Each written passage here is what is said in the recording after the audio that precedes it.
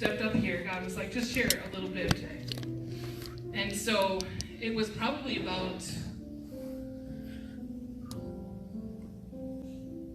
10 years ago that I started my journey to forgiveness and letting go of bitterness and anger because of what had happened to me. I felt like I had a right. I have a right to hold on to this. I have a right to be bitter. I have a right. Sorry, baby, no, you don't. And that's what God told me. It's like, no, you don't. You don't have a right. You have a responsibility. See, what happens to us in our lives that are other people's decisions are not our fault, but it is our responsibility to receive healing and to walk in healing. It's our responsibility. Right. No, wait a minute. Isn't God supposed to heal? Well, yes, diseases. But healing is our responsibility. When we've been hurt by somebody, we choose to hang on or to let go. And so, it was about 10 years ago that I began to let go. And I'm still letting go today, just so you know. Nobody arrives until we're in glory. We will all have things that we have to let go of. And so,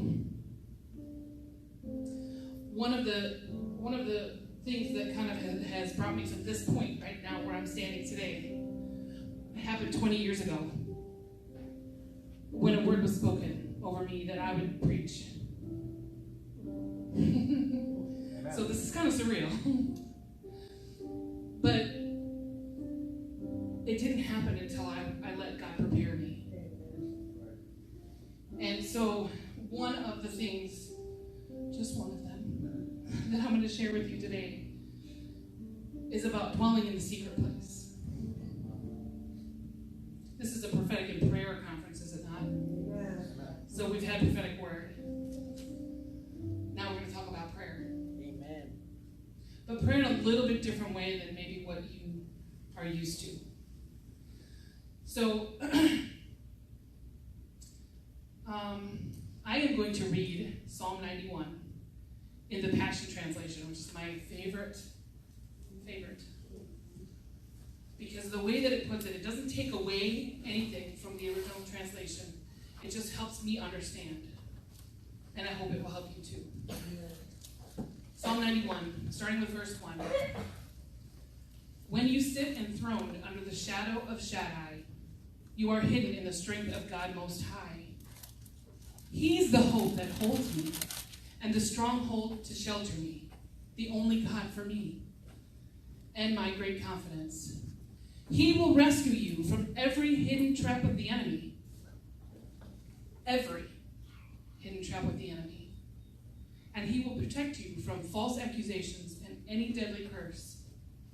His massive arms are wrapped around you, protecting you. You can run under his covering of majesty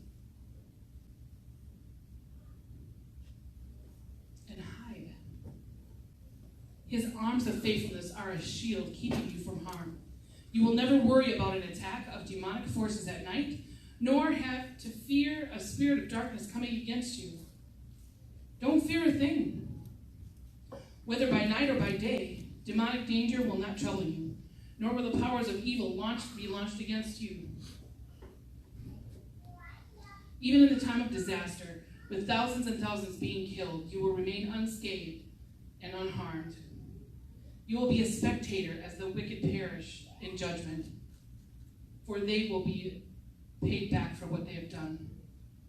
When we live our lives within the shadow of God Most High, our secret hiding place, we will always be shielded from harm.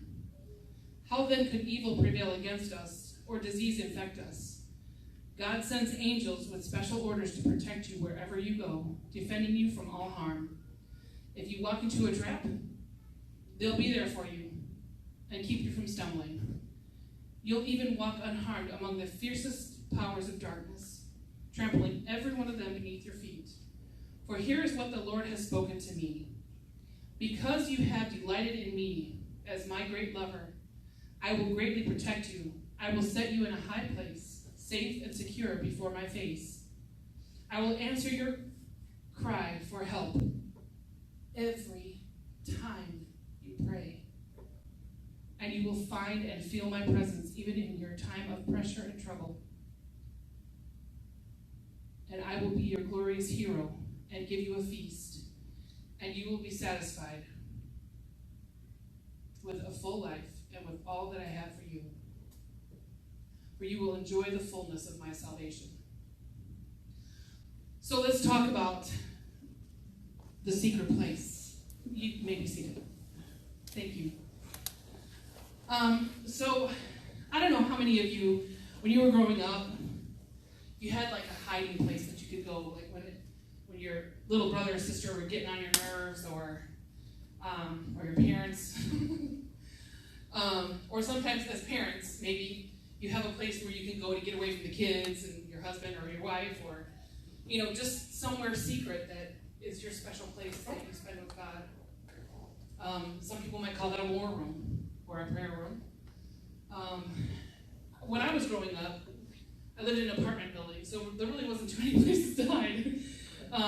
We had 2 bedrooms and a living room, and everything was kind of open. And so hide and go seek was not a fun game when I was growing up, because you just couldn't, there was nowhere to hide unless you were outside.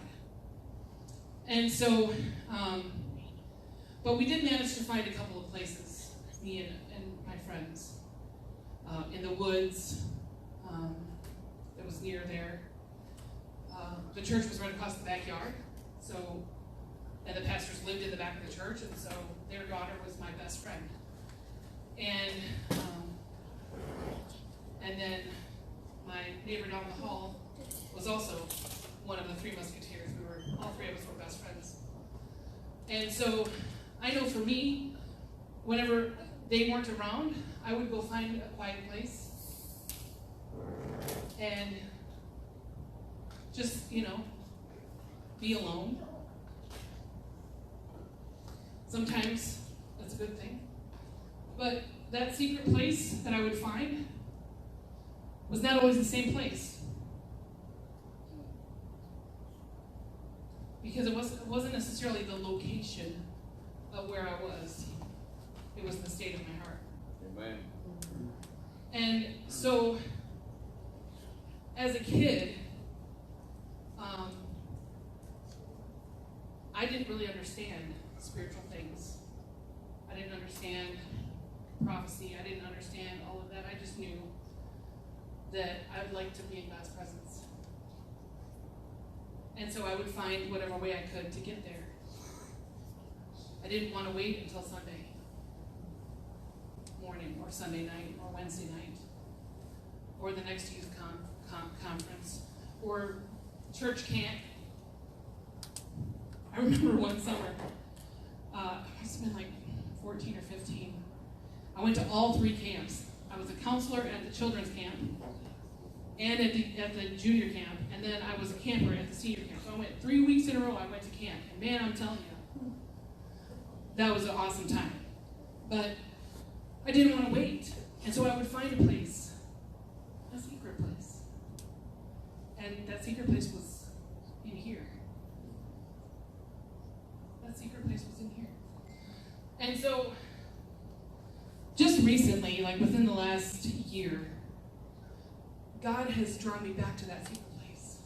It's been a long time since I'd had that intimate time with Him on a regular basis. I'm not saying I've never had it, but there's something about having that intimate time with Him on a daily basis. And so what I just want to kind of give you a little bit of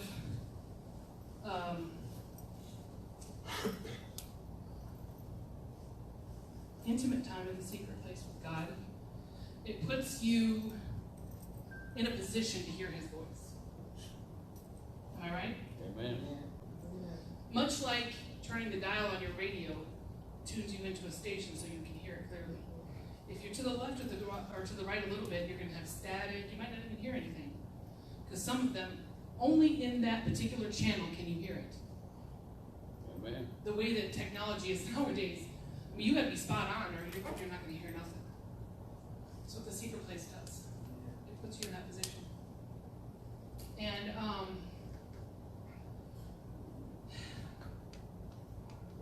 I remember the first couple of times that I tried to spend intimate time with God. And my friend was encouraging me. She was like, just pray, tell God what you want to tell him, and ask him what you want to ask him, and then just sit and be quiet. So I did it. I was like, God, I need this, and I need that, and I love you, and give me your peace, and what are you saying to me? What are you saying? Like just a simple question. What are you saying to me? And then I sat there.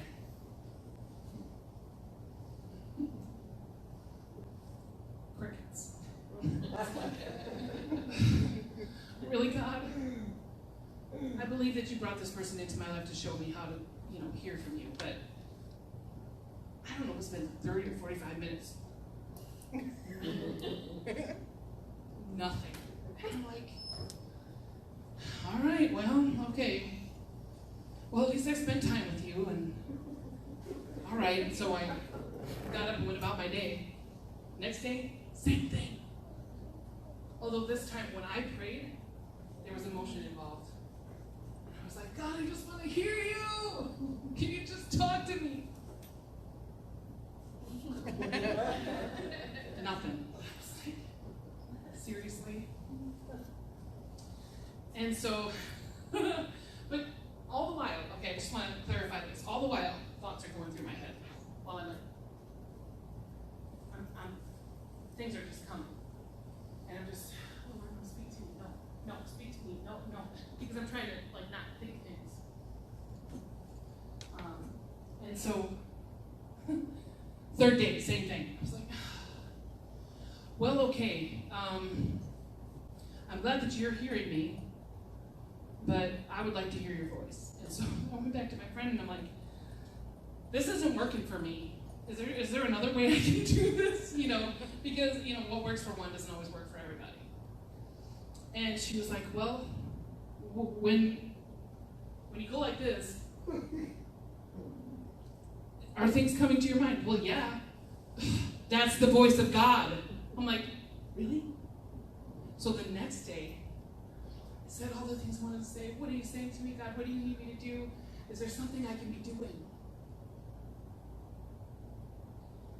And she said, and then just start writing whatever comes to your mind. And do you know, every single day that I've done that since then, he spoke to me. Amen. Sometimes it wasn't so nice. Sometimes I didn't want to write what he was telling me. I shared one of them with her, and she was like, well, you got spanked. Yes, I did. Yes, I did. But see, when you get into that place and you start to know his voice, then when you're out and about and God speaks something to you, you can be like, hey, God told me this. Or I see this. Or I hear this for you. And I'll have to say this. Last night was the first time that I ever prophesied to somebody to their face. Amen. And knew that that's what I was doing. All right. Amen. Bless the Lord. And I'm not saying that because I'm anything great. It's because God led me to spend time with him in the secret place. And because I spent time, the Bible says my sheep know my voice. And I know them. And I don't know if you know anything about sheep, but I know about this much. But sheep will not answer to any other voice but their shepherd. That's right. So, say, if you're a shepherd, well, you are a shepherd, but if you were a shepherd of sheep, like actual sheep, and you called your sheep, they would all come. And if you were a shepherd, and you had your sheep, and you guys were together, and all of your sheep were mingling and talking, laughing, and, having sodas and whatever. And then you each called your respective herds. Your herds would split and go with each of you. Now, if you were a shepherd, and you were just hanging out with them and your sheep weren't there, if you called, nobody's coming. Sorry. Because they know their shepherd's voice. That's right. And so we need to know the shepherd's voice. And the only way to know his voice is to hear it. I am pretty sure that each and every one of you, when a family member calls you, you know their voice. It's because you've heard it so many times. When you were little, you knew your mom's voice because you heard it all the time. I wanted to get to the point where I knew God's voice because I was hearing it all the time. And every day that I sit down with my journal and my pen and I write my prayer, he speaks to me. That's not because I'm anything special, because he's not a respecter of persons, just so you know. So,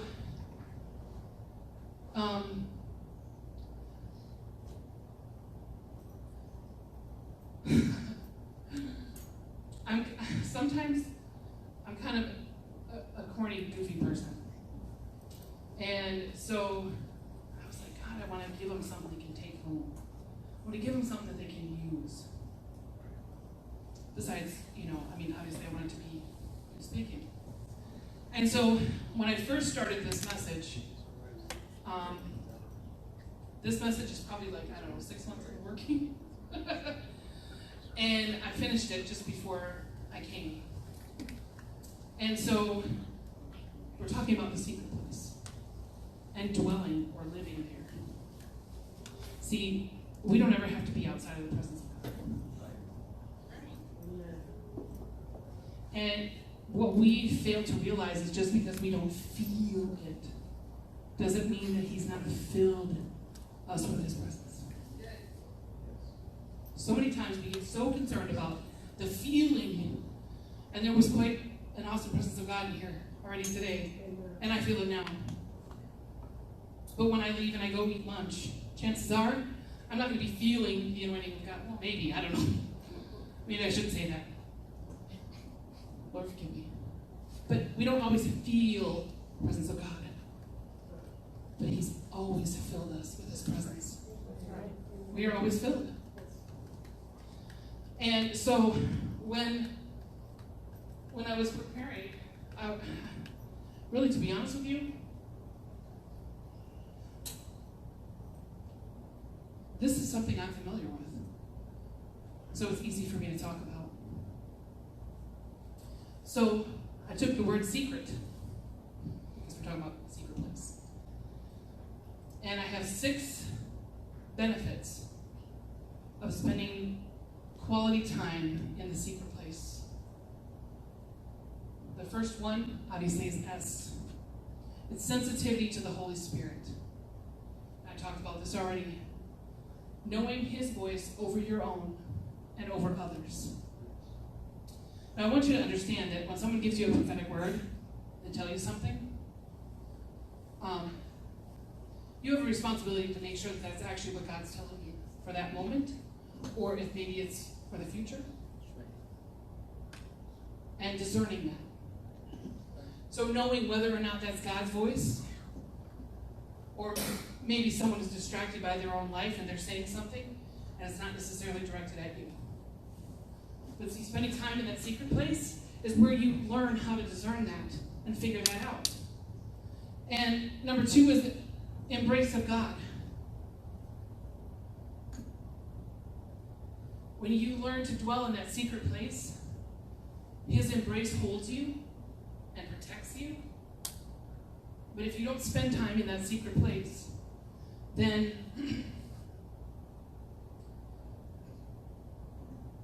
it's easy to get out of that. It's easy to find yourself outside of his embrace. And number 3 is confidant in Jesus. So we can tell him anything. Amen. Anything. Everything. We can tell him everything, okay? And he is not, okay, let me just tell you. He's not surprised by anything you tell him. Amen. Not a thing. There's nothing that you can tell him. He's going to be like, oh, myself. No, he's not going to do that. He just doesn't do that. He's not surprised. He's not surprised by any thought that you have. Come on. He's not surprised. You can tell him everything. God, what I really want. He knows what you really want. What I really need. He knows what you really need. He's not surprised. And let me just I'm going to throw this in here for free. He already knew he was going to mess up before he called you. I'll say that again. He already knew you were going to mess up before he called you. He knew you were going to sin. And by the way, sin is your choice after you've been saved. He knew you were going to sin. He knew you were going to walk away from God. He knew you were going to choose to walk outside of the embrace. He knew. And he still called you. That was for free. Number 4, restoration and restitution.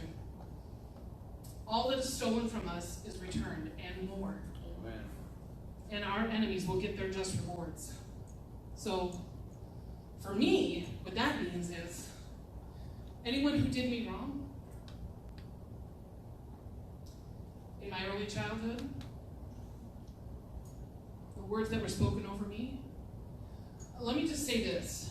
When the enemy comes for you when you're still in the womb, that's a pretty good sign that you have the call of God in your life. Right. When before you're even born, your grandparents are speaking negative things over you, you should just abort that. That's what my grandmother told my mom. I wouldn't be here today if my mom had listened. She was in a wreck before I was born. That's actually how she found out she was pregnant. She didn't know she was 7 months pregnant with me when she found out. And then I was born, and there was a series of things that happened throughout my childhood. People that did me wrong. I didn't do anything to them. I didn't deserve it, and so then I began self-pity. Whew, that was my buddy when I was growing up. I felt so sorry for myself because of what I went through. But God. Amen. And so all of the childhood that was stolen from me because of what I've been through. Everything.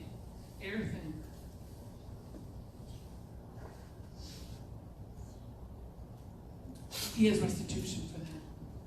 He has restitution for anything that you've gone through. And anything that's been stolen from you, whether it's loved ones, whether it's time, whether it's life, jobs, finances, cars. His promise is restitution. Better than what you had. So when I lose something, I don't pray, God, give me it back. I want it back. No. God, give me something better. Because I know you wouldn't have taken that from me if there wasn't something better in line for me. And I'm going to stand on that. Number 5, E. Everlasting joy. We talked about this today. Everlasting joy. What does that mean? It doesn't run out. Everlasting joy. His joy is the strength we need to overcome everything.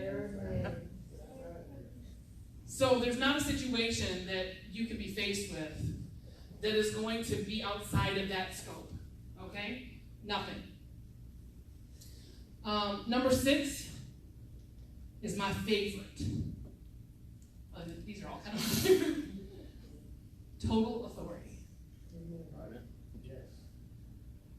We can tell the devil where to go and what to do in his lives. And so many times we don't understand what that authority means. So many times we we think, oh, that applies to, she has authority. This lady over here, she has authority. I see that authority all over you. And you know how to tell the devil. You know how to command devils to flee. You know how to cast them out. You know how to pray for sickness to be gone. She has that authority, but not me. Not me, because, I cussed someone out last week, but not really. But these are the things that we think. Because I'm imperfect, because I was impatient with someone, because I snapped at them, because I'm holding on to unforgiveness in my own heart. So I can't possibly have that authority. She can. She's like the whole package. She's just put together. Not me. That's the lie the enemy tells. Not me because I'm heavy. People are going to look at me and be like, what does she know? Yeah, talk about walking in freedom and look at her. It's lies. It's lies. Right. All lies. Even in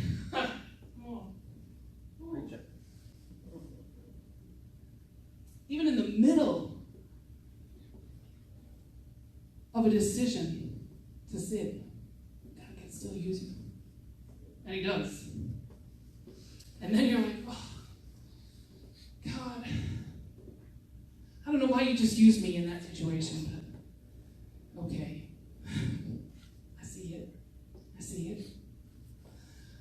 So, spending time in that secret place is something that for me became, at first it was hard, doing that every day. And then I spent a couple days and I missed. Oh, then the lies came again. You can't even pray all the time. You can't even pray every day. So what makes you think God's going to use you? Because you can't even commit to even 30 minutes a day. You can't even commit to 30 minutes a day, girl. What makes you think God's going to use you? I had to change the way I thought. See, I may have missed a couple of days. But you know what? This is February. And I've spent more consistent days in prayer than I probably had in my whole entire life. I had to start looking at, I may have had a couple of days that I missed, but look at all those days that I did. There you go. Look at all those days that I did. That I spent the time. That I was able, and it wasn't just 30 minutes. I'd find myself an hour and a half later still in the presence of God. Lord. With him, nobody laying a hand on me. Healing me. Nobody speaking into my life. Healing me. I didn't need to come to a meeting. Not that I'm not saying meetings are bad, but it was in that secret place that I found that healing. And so the enemy will come and try to make you focus on the fact that you missed it. Missed it for 3 days. Missed it for 10 days. And then when I realized that the times that I spent with him, it became something that I desired. At first it wasn't. I'll be honest with you. I don't want to get up at 6 in the morning. I'm a night owl. I'm up till 2 or 3. I don't want to get up at 6.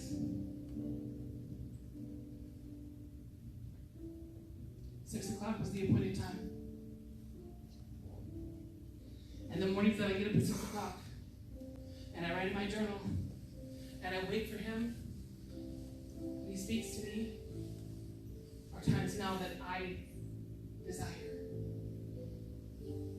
I'm going to speak to these little ones. Find that secret place every day. Every day. At this age, if you can find that secret place every day and do it consistently, He's going to meet you every day and speak to you every day. What I do is I write it down. The things that are going in your mind after you pray are usually God's voice speaking to you.